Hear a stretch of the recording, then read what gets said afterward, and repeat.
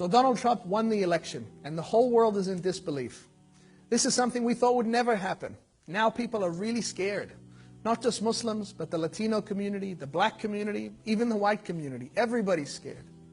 How can someone so underqualified and so openly racist and misogynistic and xenophobic, someone who we all thought represented a small minority, now get the keys to the White House and become the most powerful man in the world?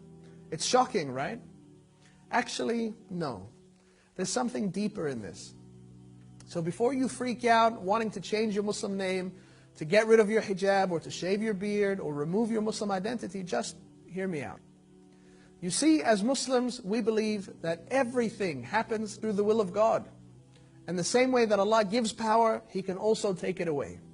So it shouldn't really matter to us who wins this election. Allah is always in control. It's also important to know that in whatever Allah allows to happen, there is a wisdom. There isn't a coincidence. So this happened for a reason. And I don't know about you, but I feel like there was a major warning sign in this for us to make a change in our lives. To stop being complacent and to start being forces of good in the world. I came across a quote online that summed it up perfectly. For all of us that haven't done anything in the last 15 years since 9/11, but became slaves of our careers and our lifestyles, letting a very few do all the good work, this should be a wake-up call. Get involved in any capacity. Fill your weekends with non-profit work, not parties. Fill your afternoons with volunteering, not fancy lunches. And spend your money on causes, not things. Support those around you who actually do the work, because our lives are passing us by.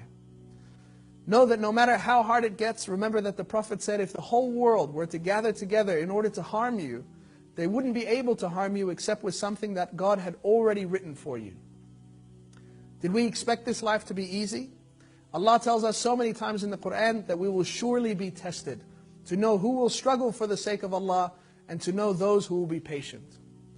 We must also know that through these tests and through these dark times, the most miraculous things can happen. Only if we trust Allah and we keep working. In our history, we've seen some of our predecessors face the toughest circumstances, when it seemed that all hope was lost. Think about the time Prophet Abraham was thrown into the fire for preaching about Islam. It wasn't until he landed in it that he understood Allah's plan and that Allah saved him. Think about Moses and the Red Sea. When the army was fast approaching, it wasn't until the last moment, after the panic had already set in, that Allah saved him and his followers. And think about the Prophet Muhammad, peace be upon him, with Abu Bakr on the migration, hiding in the cave, when Abu Bakr had said, if the Quraysh only look down into this cave, they will see us. And the Prophet replied and said, don't be sad, Allah is with us. No matter what happens in the world, Allah and His will is above everything. He hears all and He sees all.